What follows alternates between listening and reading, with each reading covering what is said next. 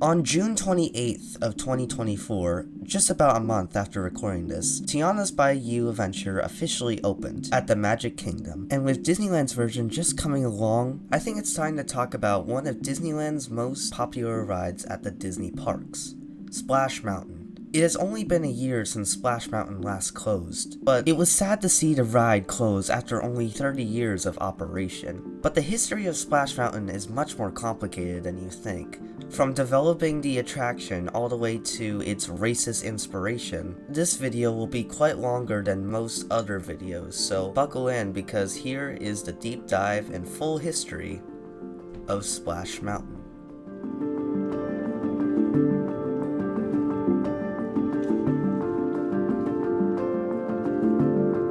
Now, here is your host, Walt Disney. For 4 generations, these magical tales of Brer Rabbit and his talking animal friends have delighted the hearts of children of all ages and in all parts of the world. The history of Splash Mountain surprisingly begins in the 40s. At the time, Disney was peaking at an all-time high due to their box office successes with all their films they have been making over the past couple of years. This would include Pinocchio, Dumbo, and of course, Snow White. But Walt Disney at the time wanted to do something different. He wanted to combine live action with animation, and he found the perfect thing for that, and that was with Joel Harris stories. And gave the people outside the South their first knowledge of these beloved animal legends told on the plantations by the old Negro storytellers who had been handing them down from generation to generation. Joel Harris was a book writer back in the day. He would make these books about these animals, Bear Rabbit, Bear Fox, and Bear Bear, where the main plot was Bear Fox and Bear Bear were trying to always get Bear Rabbit, who always escapes. Walt Disney thought his stories were so good that it could turn into a full-length film. He decided to buy the rights to Joel Harris' story and decided he was going to make a movie called Song of the South. He's heading your way again. Uncle Remus, the immortal storyteller in Walt Disney's honored motion picture classic.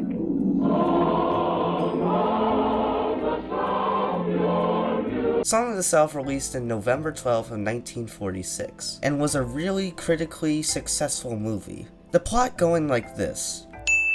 There's a kid named Johnny who is going to a vacation home with his parents. Eventually, he meets his Uncle Remus, where he tells them about Bear Rabbit, Bear Bear, and Bear Fox. He eventually meets a couple other friends like Toby and Ginny, and at the time, Song of the South was one of the most impressive movies ever made. The reason being is because it combined live action with animation. It was basically like the earliest version of Who Framed Roger Rabbit. But instead of using extreme technology in that movie, they had to paint over the live-action film in order to get the effect. The movie would have many re-releases, along with the actor who played Uncle Remus, James Baskett, and Oscar. The Academy wishes to give you this honor. Thank you, Miss Bergman. But the story of Splash Mountain doesn't begin until the 1980s, which, speaking of that, let's move on to the year 1984. Eisner announced at a packed news conference that Disneyland will get beefed up during the next 10 years and is even going to get a brand new sister theme park nearby. Okay, so if you've been watching my content for a little bit, you will know that after 1966, when Walt Disney died, the Disney company was starting to fall, with its movies and theme parks as a whole. But as the 80s came, a new president was stepping in to the Disney company. That would be Michael Eisner. Hello, I'm Michael Eisner, head of Walt Disney. Now, Michael Eisner is known to be a pretty mixed president on how good he was. But there's one thing you can agree with, and that would be that Michael Eisner did bring the spirit back into the Disney parks. He would bring so many new attractions to both Disney World and Disneyland. Disneyland will never be complete as long as there is imagination left in the world. But there was a problem that Disneyland was suffering just over at Bear Country. You see, Bear Country was probably the least most visited land in the entire park. The reason being is because there weren't too many things to do there besides the Country Bear Jamboree. What the land needed was an e-ticket ride, something new, and at the same time Disneyland was looking for a boat ride as they wanted a way to cool off visitors. There were already a couple boat rides along with Pirates of the Caribbean that does technically get you wet, but they wanted to get guests extremely wet. Eventually, the idea was put on hold for a little bit. But one day, one of the Imagineers, Tony Baxter, was driving through the highway when he struck an idea. Why not make a water boat ride about Song of the South? At the time, Song of the South was very well known with its 3 characters, Bear Rabbit, Bear Fox, and Bear Bear. The Imagineers loved the idea. The ride was temporarily called Zippity-Doo-Dah River Run, as at the same time they were beginning concept models for the attraction. Eventually, they pitched the idea to Michael Eisner. Michael Eisner loved the idea, but he wanted to change the name to Splash Mountain, as for one, it was on a mountain, and second, he wanted to name it Splash to promote the movie Splash, which at the time was coming out. Anyway, with all these ideas, construction officially began on the first Splash Mountain in 1989 over at Disneyland. The Splash Mountain ride would be placed right in front of the entrance to Bear Country. However, because now it was all creatures instead of the bears, they decided to rename it Critter Country, as to fit in with the theme. The same time as well, over at Tomorrowland, the recent American Sings just closed due to a lack of popularity. But here's where the real convenience comes along. You see, when making Song of the South, there was a lot of animal characters that weren't used in the movie, but Mark Davis eventually recycled them for American Sings. When it closed, Splash Mountain was being constructed, so Tony Baxter realized, well, why don't we put the animatronics in here now? And thanks to it being originally made for Song of the South, it fit in perfectly well. 1, 2, 3!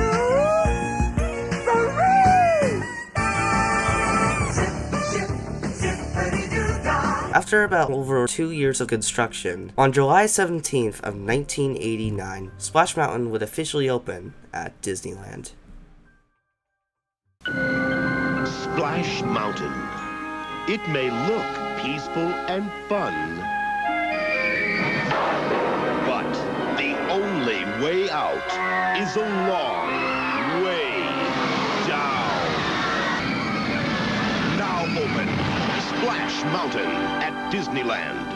Splash Mountain wasn't just a ride Disney was looking for, it was the ride that Disney needed. Along with its opening day, there was a special made about Ernest, at the time a really popular movie franchise, who goes on Splash Mountain. And the conditions are just right. Here he goes. Before you even entered the ride, you would get a huge taste on the Splash Mountain along with the big drop that you will be seeing soon. As you enter the ride and go through the queue, you would go through a couple tunnels as you reach to the loading dock. The vehicles made for this ride were log-based boats that were only one-seater. As you board the ride, you would get a safety spiel by Uncle Remus as you slowly go up your first hill. You then technically go through your first drop as you get to wave at guests going through the queue. You would then go up another lift hill, which this one was a bit more longer than the previous one. Once you reach to the top, you would go for your last little portion of the outside part as you see houses of some of the animals you'll be seeing later on in the attraction. You would then plunge down into your first actual drop as you enter through the first inside scene with animatronics. You were greeted by some animatronic birds that were recycled from America Sings, singing How Do You Do? As you turn the corner, you see your first encounter with Bear Fox and Bear Bear as they plan out their next attempt to try and capture Bear Rabbit. You then see Bear Rabbit a couple times. First, him singing How Do You Do? Next, him on a mine track, and then him laughing at the fact that Bear Bear is stuck in a hole. Which, after you see Bear Bear stuck in a hole, you would then go down the most unique drop of the entire ride. Instead of the usual drop down on a lower level, this would immediately bring you back up, making a U-shaped type of drop.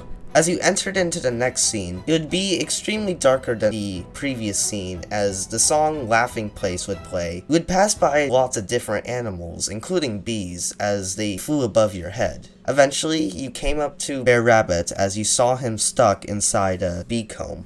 After seeing a couple moles and rabbits, you then see two birds on a stick mocking you about you going on the big drop. Which, speaking of the big drop, you then slowly ascend up as you see the other vehicles go down the drop.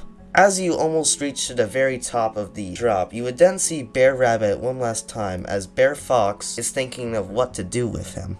As you finally reach to the top, you would then slowly tilt forwards as you drop at a 45-degree angle, going 40 miles per hour.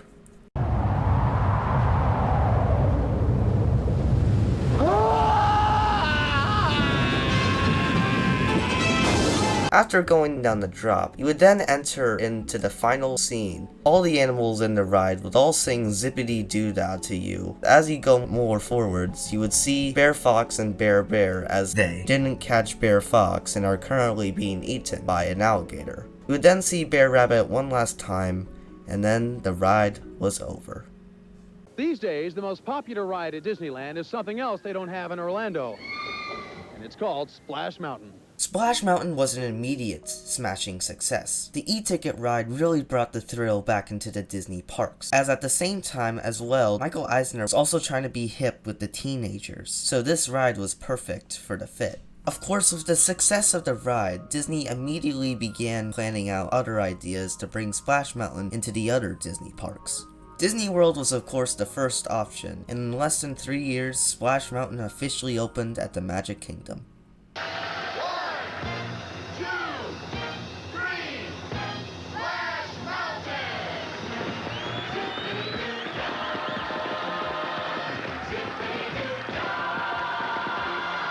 Magic Kingdom Splash Mountain was already pretty similar from Disneyland. However, there were quite major differences. Like for example, unlike the New Orleans Square vibe that Disneyland has, this has a Western vibe because unlike Disneyland's New Orleans version, Splash Mountain is located near Frontierland, so Disney Imagineers made Western versions of all the different songs. There were also quite a few more drops in this one, including more impressive animatronics like the Bear Rabbit one that actually moves around and hops. The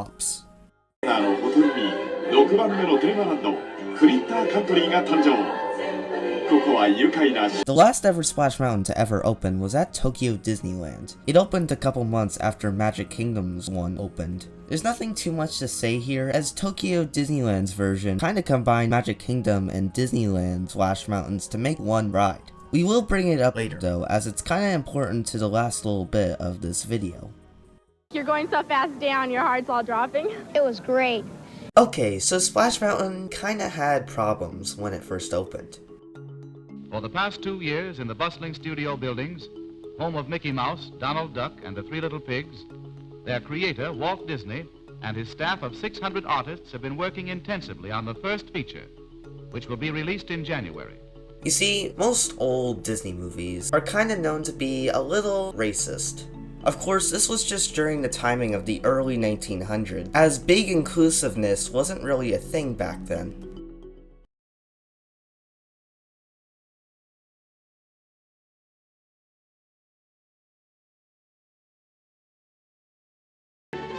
But Splash Mountain's movie, Song of the South, was kinda different.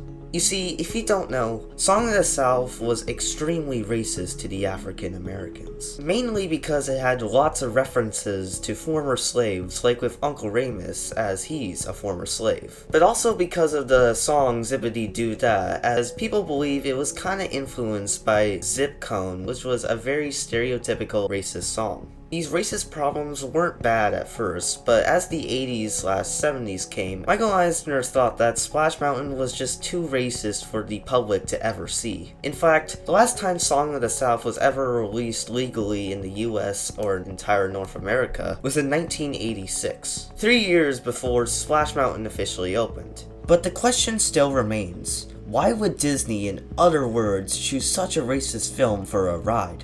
Well, mainly because there wasn't a movie that could really fit the theme that the Disney Imagineers were looking for. And also with the convenience of the American Sings animatronics being originally made for Song of the South, they eventually decided to make it inspired of Song of the South. For the most part, Magic Kingdom and Disneyland Splash Mountain didn't get major changes, but as you'll see later, that's kinda a big problem with Splash Mountain.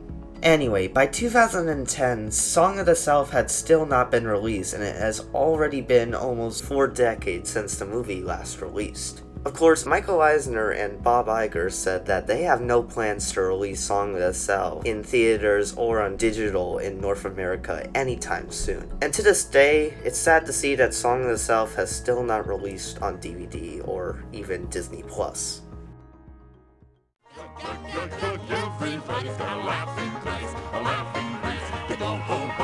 At this point, Splash Mountain has become a huge classic for the Disney parks. With all of its iconic moments and songs, Splash Mountain was one of the most popular rides for the Disney parks. And it seemed like it could never go like with other classic rides.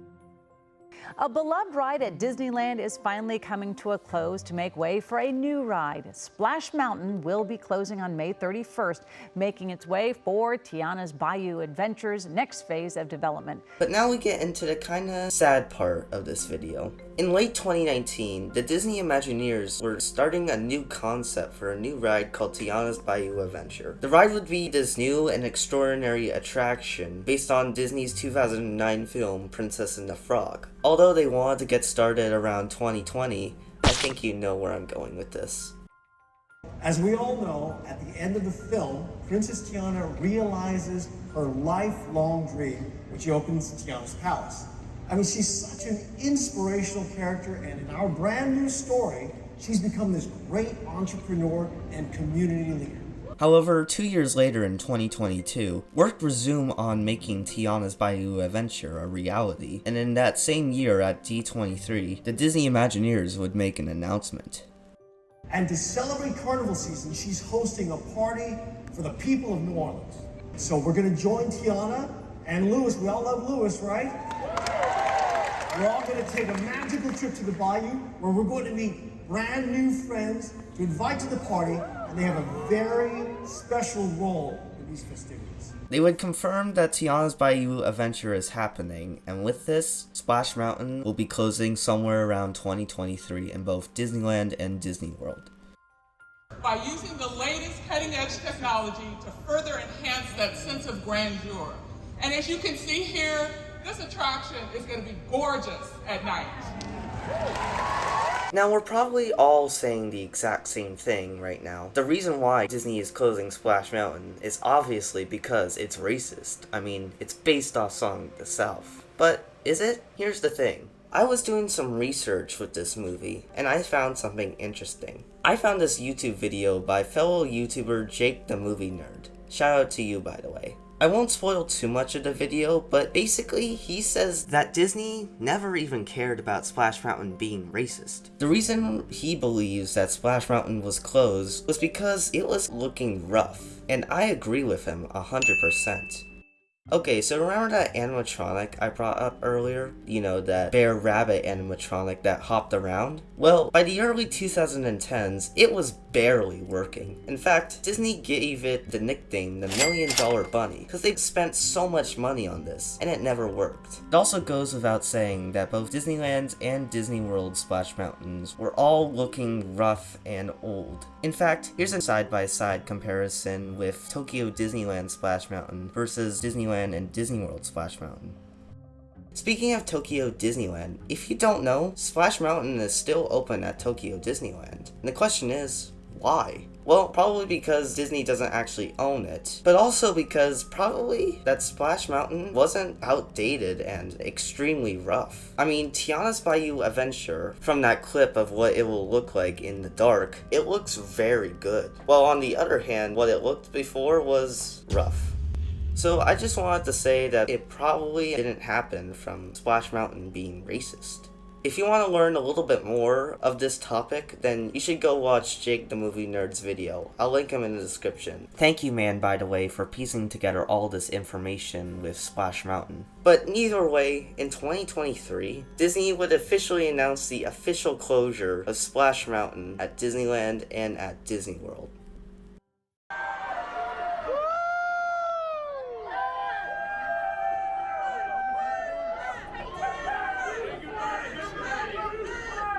Splash Mountain officially closed in Disney World on January 23rd, while on the other hand, Disneyland Splash Mountain was closed on May 31st of 2023.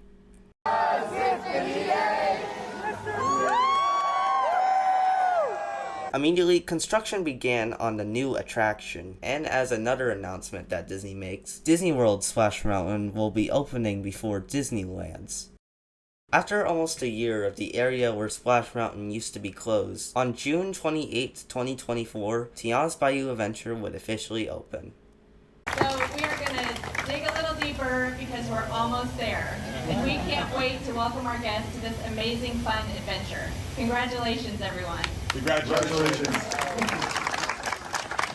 Now, Tiana's Bayou Adventure, the ride itself, I don't want to get into, as I don't want to spoil the ride for you guys. But even though Splash Mountain got replaced, there are a couple tributes to Splash Mountain around Tiana's Bayou Adventure. In the queue of the ride, you can find a couple small decorations of these animals around the office. Well, most of these animals actually represent Bear Rabbit, Bear Fox, and Bear Bear. You can also find the boat at the very end of the ride as a small little toy there too. On the ride itself, between the second Tiana animatronic and the instrument animals, you can find this stump in the background. Well, it's actually the Chickapin Hill stump that used to be right on top of Splash Mountain. And later on in the ride, you can find the alligator Lois stuck in a stump. Well, this is a reference to when Bear Bear was stuck in a hole when it was Splash Mountain. Finally, once you exit the ride, you'll find the main gift shop, and when you look at the sign text, it's actually a reference to the Splash Mountain's font that was on the Splash Mountain sign. So even though that Splash Mountain is now officially closed and will probably never return to any of the Disney parks, its history and tributes will probably live on forever. And with this, a new Disney ride has came into Magic Kingdom, along with it coming to Disneyland soon. But with this, Splash Mountain is now a part of the now defunct rides. Hey everybody, Industrai here. First of all, I just wanted to say thank you guys so much for watching this video. If you don't know, well, I only have 200 subscribers at the moment, but I haven't posted in over 2 months, so it's been a long time. And if you're wondering why, I've been moving for about the last couple of months. I just couldn't have a lot of time to post, but throughout 2024 summer, I've been just working on this project. I really hope you guys enjoyed it. If you enjoyed the video a lot, I would please consider subscribing, as we do content like this all the time. And if you want a similar video like this, check out my Wonders of Life Pavilion video. But anyways guys, I really hope you enjoyed the video, and I really want to get back into posting soon. But for now, I hope you enjoyed this video. So this is Industrai, out.